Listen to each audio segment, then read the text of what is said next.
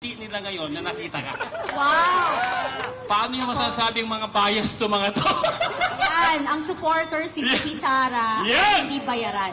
Ako ang ginagawa ninyong punching bag para hindi napapansin, nakikita, naririnig ng mga tao ang kalokohan, ang korupsyon, at ang katiwalian. Kumusta ho kayo lahat dyan mga kababayan? Welcome back sa PH Update. Muli ho tayong nagbabalik sa panibagong reaction video. Dapat ho magpapahinga na tayo. Nakita lang ho nating nagsalita itong si Ma'am Cathy Binag. Nakita niyo naman ho yung ating intro, di ba?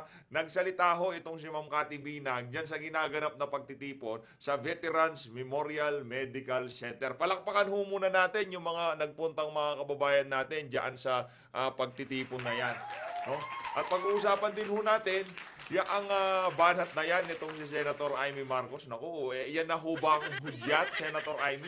Sana naman, wag lang ho puro forma yung mga banat nyo na yan. Ha? Pero bago ang lahat ng yan, gusto ko ho munang pasalamatan yung mga kasama natin dito sa PH Update. Kung bago lang ho kayo dito mga kababayan, isang like at subscribe lang ho, sobrang saya na ho natin dyan. Wala pa hong 3 segundo, mapipindot nyo na yung subscribe button. No? Napakadali lang ho yan. Isang pindot lang ng subscribe, sobrang saya na ho natin dyan.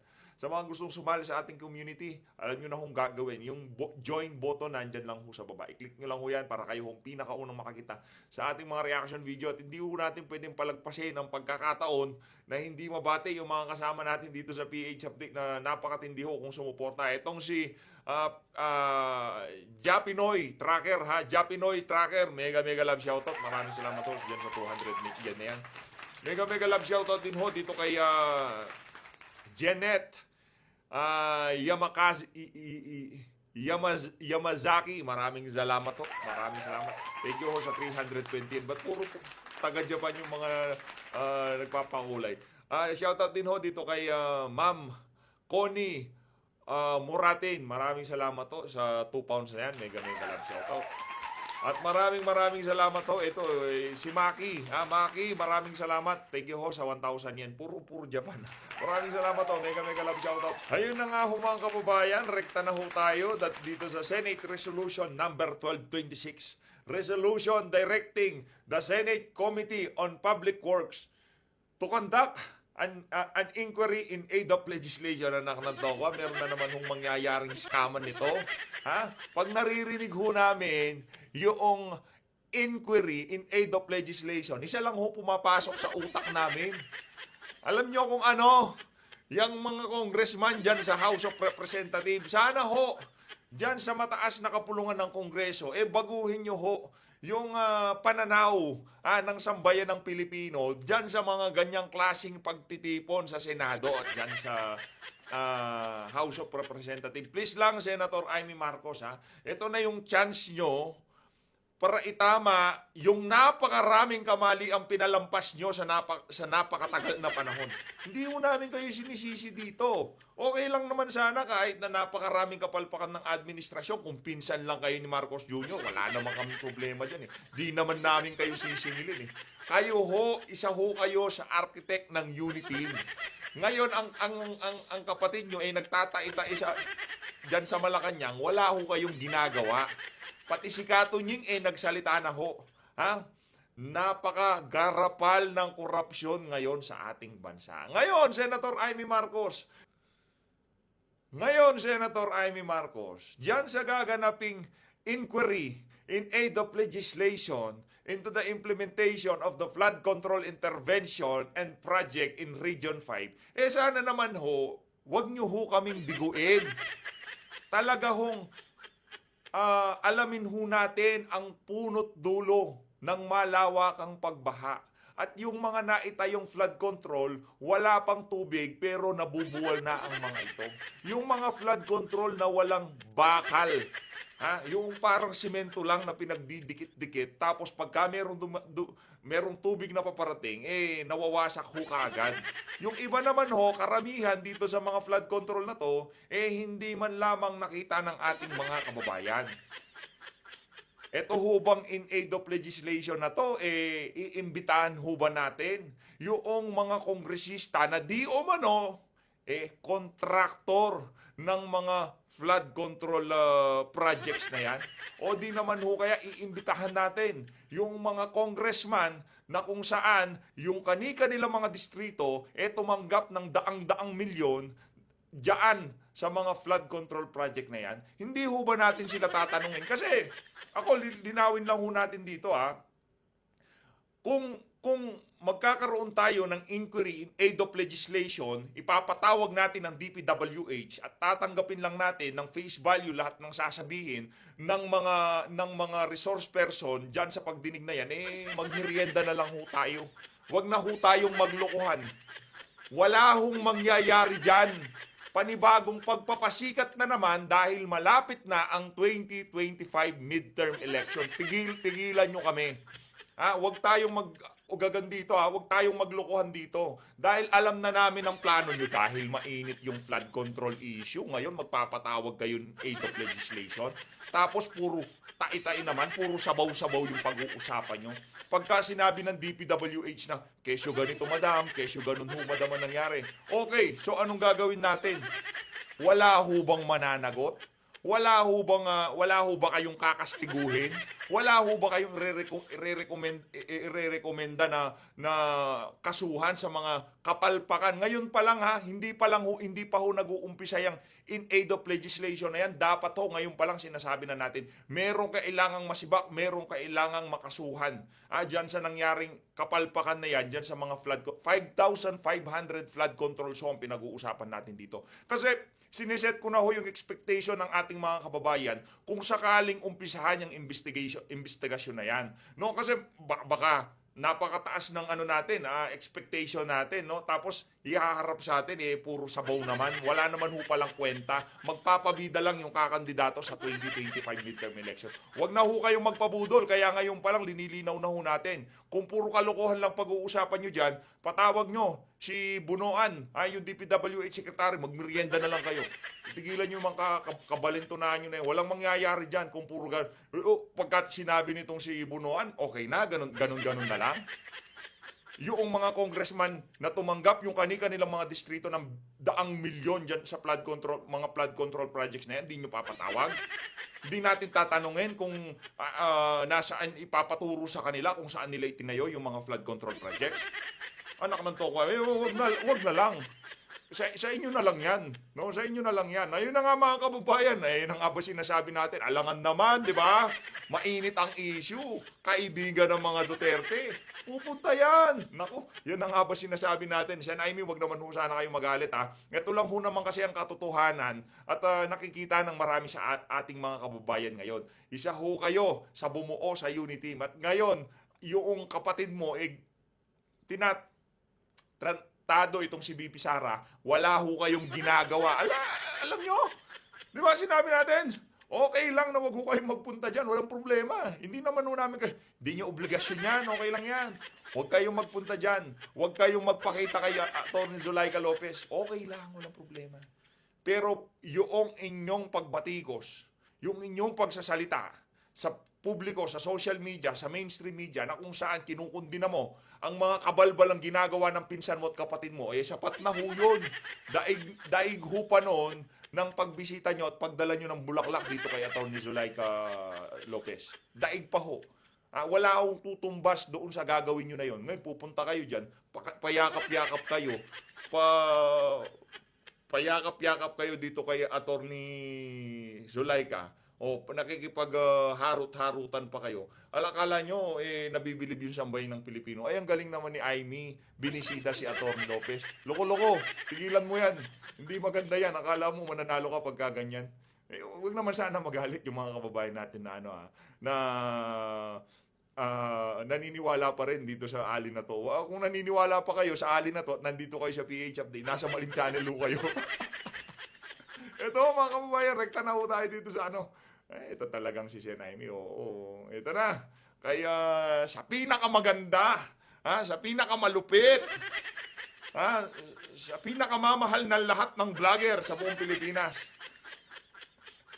Kung itong pinapakilala si Tambalusos, pinakamagaling, di ba? Ito, papakilala, pinakamaganda. Ay, pag nakita ho natin yan, itong si Ma'am Cathy Binag, isa ho sa mga iniidolo nating ano yan, na political vlogger, no? Pagka nagsasalita yung Ali na yan, talaga namang lahat ng teenga ay nakikinig dito kay attorney, kaya Ma'am Cathy Binag. Ito na ho, ang dami cheche bureche talaga, gang. Ayun, oh. Yung ihian, alam nyo na this. Itong ay naiidol natin. Si Sir Placido Piloso po, palakpakan mo muna natin. Malupit bumalagbag yan. Hindi lang natututok yung spotlight sa kanya, pero ang galing, matindi ho. May potential, matindi ho. Magaling. Hindi ho tayo puporma dyan. Hindi naman tayo, yan ang magaling talaga. Tayo, ano lang naman tayo dito eh. Makulit lang tayo, pero pagdating sa pag-aanalisya, naku, wala pa ho tayo sa dominang daliri ng mama na yan. Galing ho niyan, si Placido Piloso po. Wala ho. Pag-aanalisa, pag-iisip, ang galing. Ano lang naman tayo dito, puro kalokohan. Gang. Atake. Okay. Galing. No, huwag ka lang ibabalik dito. Teka lang, partner. Huwag nyo lang ibabalik dito. Ano? Galing, Placido. Kulang ba? Kaya pala yung iba, walang paninindig. Okay. Once again, mga kababayang maisog, Ganito lang. nandito na ang maisog na babae Yo. na gustong manawagan sa Senado at sa Kongreso Yes! na ipatawag siya Aha! para magbigay ng salaysay Tawagin mo! ng ating presidente sabay-sabay ay baka walang iba, Miss Cathy Palakpakan. Palakpakan nyo, tuloy-tuloy palakpak! Palakpak naman. Tumitigil yan eh, tumitigil kapag hindi tuloy-tuloy palakpak. Yan, napakaganda ni Miss Cathy. Grabe naman to si BMR. BMR naman. Ito naman si BMR. Ganyan. Sinasabi natin, Brad! Hoy, BMR ha. Kahit na, Sabi, oo. Para ako kung makaakay ka naman, di naman bulag yan. Hindi nagseselo si PH Update ha, pero BMR naman. Huwag naman ganyan, sir. Alam ko kahit di pa tayo nagkita, kaibigan naman tayo, pero huwag mo na... natutunaw na ice. Grabe naman yan talaga. Mamula-mula yung pisngin nitong palakpakan nga natin. Buti na lang, no? Ang ganda ho talaga niya. Tama yung caption natin, no? Yung bakulaw tong si... Beauty and the Beast. Ayan. No, BMR, uwi ka na. Hindi, idol natin yan. Yan si BMR, ano yan eh. Isa siya. Ito si Flash. Mano lang tayo kay Tatay Digong. Kumbaga, na-appreciate natin yung mga talagang magaganda. Yun. Di ba? May na-appreciate lang natin. Di ba? Malapit na kami mag-collab. Itong si Ma'am Pamela, itong si Ma'am Cathy at ako. Tatlo lang kami. Oh, Ayun. Magandang gabi po! magandang gabi po. Kamusta kayo? Ma'am, alam mo actually, kayo na pa kami ni partner Placido nagsasalita dito. Wala po kasing ganda ng ngiti nila ngayon na nakita ka. Wow! Paano yung masasabing mga bias to mga to? Yan, ang supporters ni Bibi Sara Yan! hindi bayaran. Yan, tama. Sigurado yan. At talagang nagmamahal sa bayan. Galing, Po ba? Maraming salamat po sa pagdating dito. Nandito po ako para suportahan si Bibi Sara at si Attorney Lopez dahil ako po ay isang babae din na naging biktima ng bullying, harassment ng administrasyon. And katulad din po ng nakararami dyan na ibang biktima is hindi ho kami bayaran. Nakuha tayo ni ano dun Ito si Boss BMR. Boss BMR! Ikaw shout out kay Commander ni BMR. Madam! Meron ho kayong dapat pag-usapan ng inyong asawa. Meron ho siyang dapat ipaliwanag sa inyo. Ako, kaibigan lang talaga, pero mali yun, Brad. Mali yun. Hindi ano yun. Unacceptable. At nagsasalita ho kami dito, katulad ko, isa ho ako doon, na sinalang ko ang aking buhay at buhay ng aking pamilya.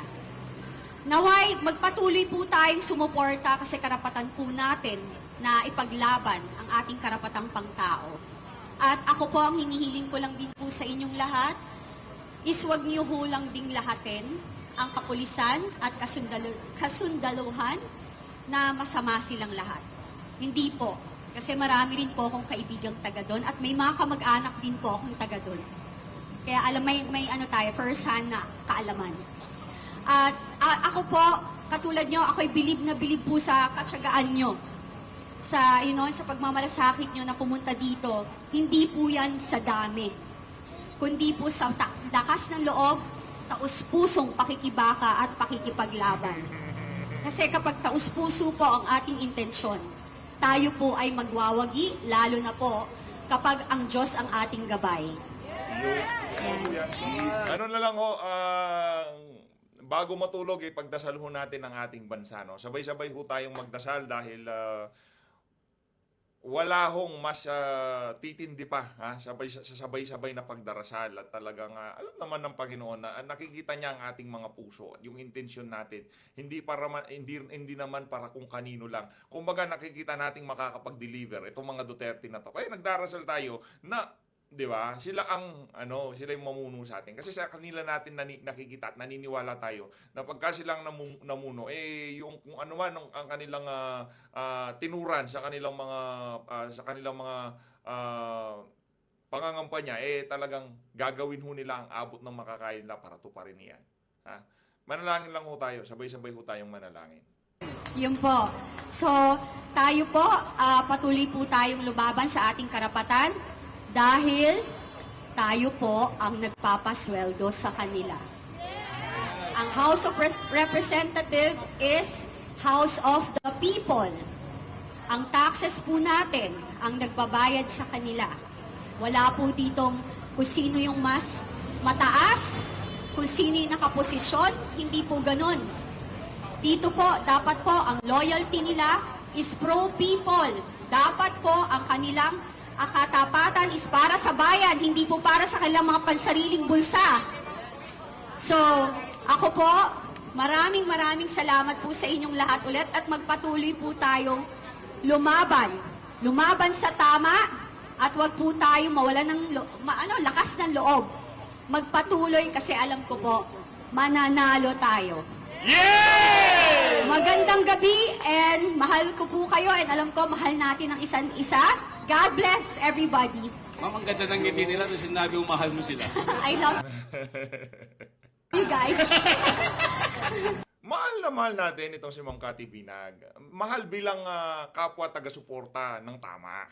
Mahal bilang kapwa maisug. Yan ang pagmamahal natin. Bilang kaibigan, bilang taga-suporta ng mga Duterte at talagang lumalaban sa tama. Wala akong wala. Kumbaga lang yung cult lang yun. Wala sa atin yung kaibigan lang. Idol ho natin. Ayun na nga mga dito sa bahagi ng video natin na to, ito ho ang pinaka-latest na pagsasalita nitong si Vice President Sara Duterte. Pakinggan ho natin to mga kababayan.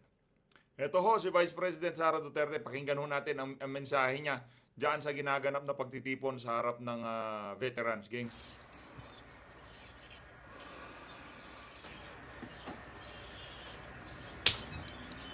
Pakinggan ho natin to mga kababayan.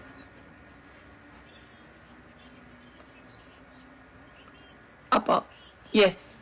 Ito ho. Sa aking mga kababayan na nandyan po sa Veteran Center sa Quezon City. Bago natin panuurin yung napakagandang mensahe na yan, itong si VP Sara, actually dapat nasa veterans ho tayo ngayon. Kaso meron ho tayong inasikaso, meron ho tayong lakad. Hindi ko kasi natin inaasahan na yung ating weekend magkakaganito. Matagal na hong naplano yun, kaya hindi ko na ho ma-atras. Ayun ho, kaya nakita nyo naman sa ating mga upload, halos kaka-upload lang ho natin few hours ago, kaya hindi na ho tayo makakahabol. Saka medyo gabi na, medyo mahihirapan ho tayo, medyo malayo ho kasi yung panggagalingan natin. Ayun na nga, VP, ito lang ho ang maikling mensahe namin dito sa PH Update sa inyo. Mahal na mahal ho namin kayo at hindi ho namin kayo iiwan hanggang sukdulan ni Kanga. Kayo lang ho ang nakikita namin na makakapaghatid ng tunay na pagbabago dito sa bansang to. Wala na hong iba.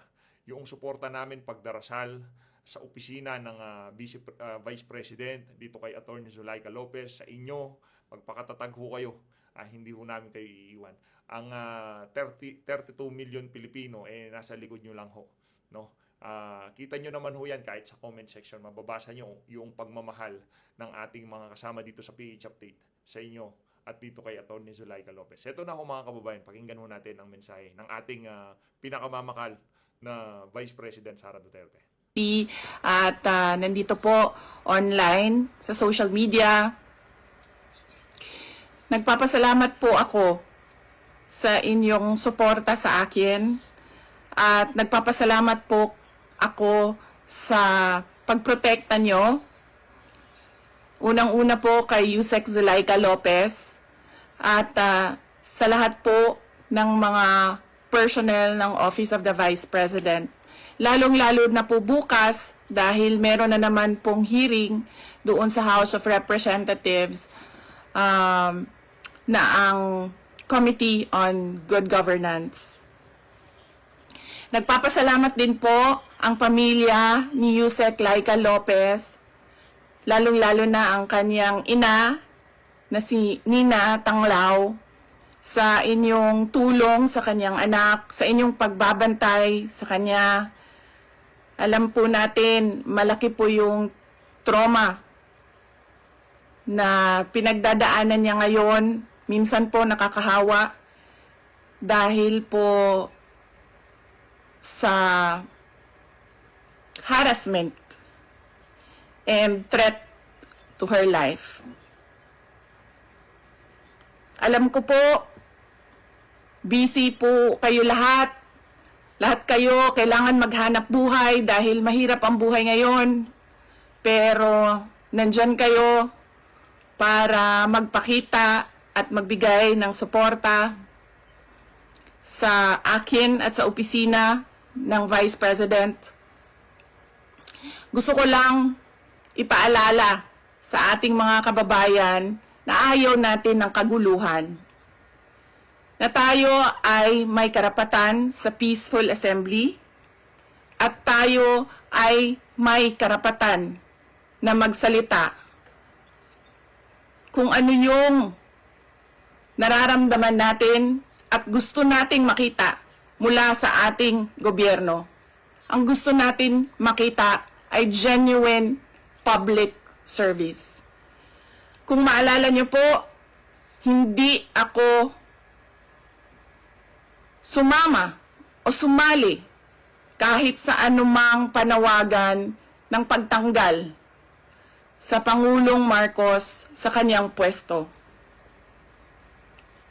Bumisita ako sa rally ng Kingdom of Jesus Christ sa Bonifacio noon dahil nakiramay o nagkipagsimpatiya ako sa kanilang nararamdaman at hirap na pinagdadaanan.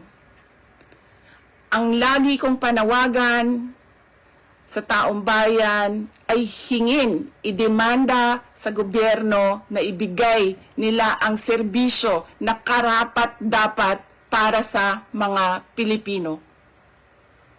Simulan na natin sa mga campaign promises.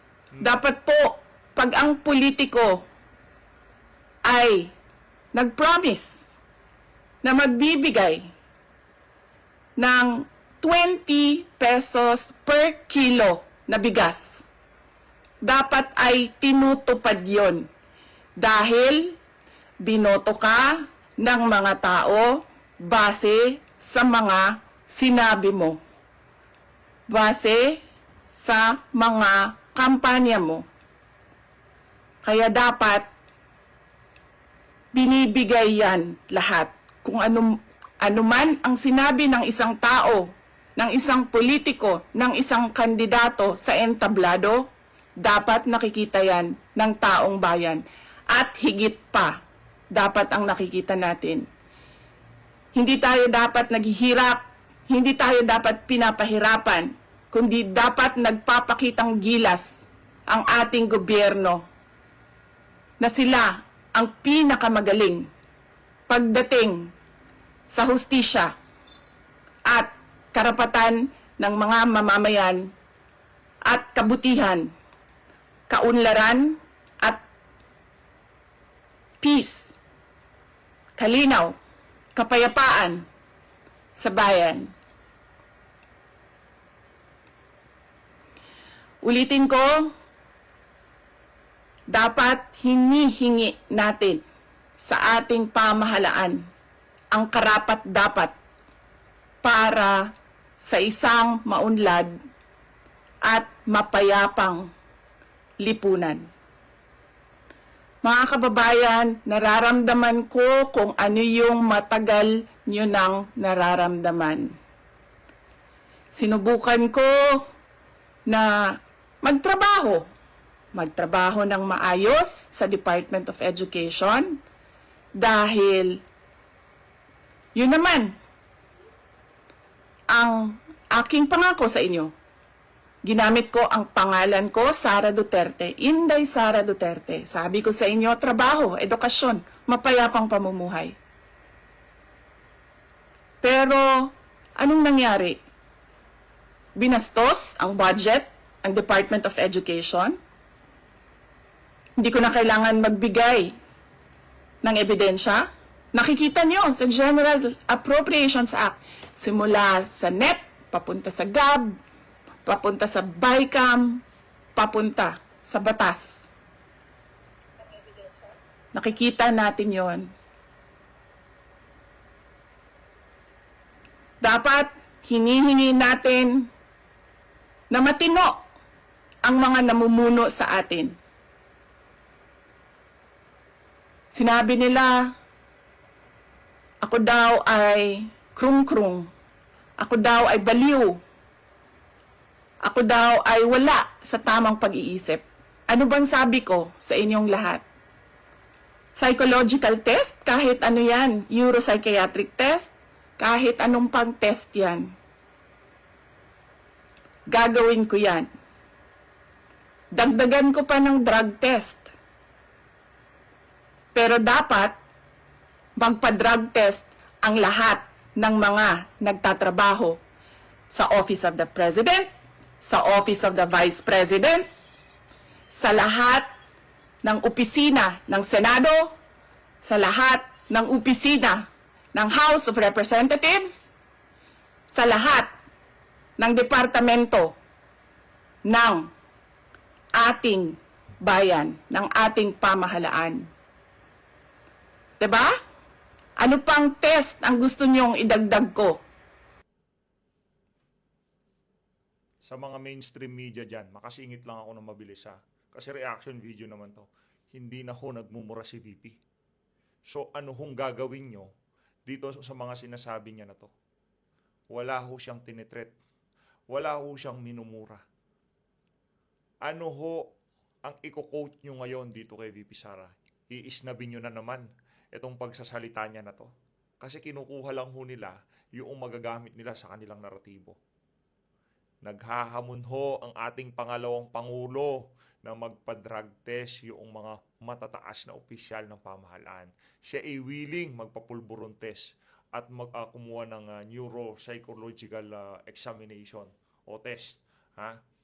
Kayo ho, dyan sa mainstream media, hindi nyo ho ba i-quote, hindi nyo ho ba i-splice itong mga sinasabi dito ni Vice President Sara Duterte? Baka hindi na naman ho namin ito makita. Kasi inaasahan na natin pagka hindi nagmura si VP Sara, wala silang narinig na akma sa naratibong paninira dito sa ali na to. Hindi ho nila yan i-cover. Hindi ho nila yan gagawan ng report. Wala na kayong mapuna sa akin. Pinagtatakpan ninyo ang mga kakulangan ng pamahalaan. Ako ang ginagawa ninyong punching bag para hindi napapansin, nakikita, naririnig ng mga tao ang kalokohan, ang korupsyon, at ang katiwalian na ginagawa sa gobyerno. Magpa-drug test tayong lahat Yun. sa harap ng taong bayan. Dalawa lang yan, mga kababayan. Ibigay namin ang mga pangako namin sa inyo noong nangangampanya kami. At papakita namin sa inyo na matino kami. Magpapadrug test kaming lahat. Simulan namin sa Office of the Vice President. Palakpakan.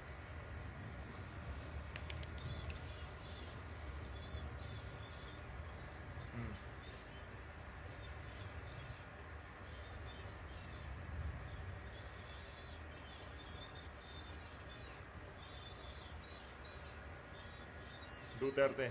Sumisigaw yung mga kasama natin. Duterte. Ayaw nila tayo tigilan. Dahil hindi tayo sumusunod sa kanila. Hindi tayo nabibili ng pera. Ano pa ba ang kailangan ng isang taong sanay na sa hirap na wala na siyang ibang alam kundi ang maging mahirap dahil hindi niya nakikita ang hustisya mula sa gobyerno? Mabibili mo pa ba yan? Hindi na. Dahil ang tao sanay sa hirap. At mali yun. Mali yun. Na ang taong bayan ay naghihirap.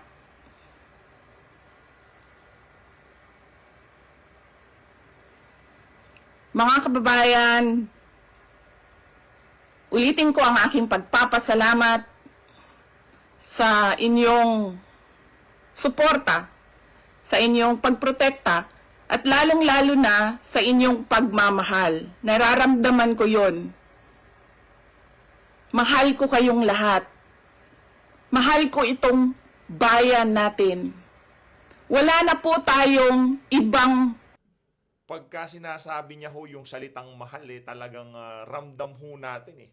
Kasi yung sinseridad ng Ali sa trabaho niya, sa pagkatao niya, nakikita ho namin ito. Hindi ho siya lumalabas sa ilong o lumalabas sa tenga. Yung mga kalaban niya, pumapasok yung pulburon sa ilong. Pero itong pagmamahal ni VP Sara, pagka binabanggit niya yon, talagang yung puso mo, parang, ang tawag dito, comforting. Yung mga salita, di ba? Very comforting. Parang merong yakap yung pagka sinasabi ni VP Sara na mahal ko kayo. Mahal ko ang bansa na to. Kasi hindi ho siya bangag. bayan. Hindi po tayo mga politiko at mga mayayaman na meron pong bahay kung saan-saan. Sa Australia, sa Singapore, sa Amerika, sa Spain, sa Europe, kung saan-saan ang mga bahay nila. Napakadali sa kanila na talikuran ang bayan. Pero tayo, saan tayo pupunta? Sa mga probinsya lang natin. Sa Samar, sa Leyte, sa Cebu, sa Bohol, sa Siquijor, sa Negros Oriental, sa Negros Occidental, sa Panay Island, sa Mindanao, sa Luzon. Doon lang tayo makakapunta, makakauwi kung magulo ang bayan. Pero ang mga mayayaman at mga politiko, iiwanan lang tayo. Kaya mga kababayan, paniguraduhin nyo na hinihingi ninyo sa gobyerno kung ano yung karapat-dapat para sa ating lahat. Hindi lang karapat-dapat para sa mga politiko at mayayaman. Nagpapasalamat po ako at paalala po ulit sa inyong lahat, peaceful assembly sa ilalim ng freedom of speech ang ating hangad.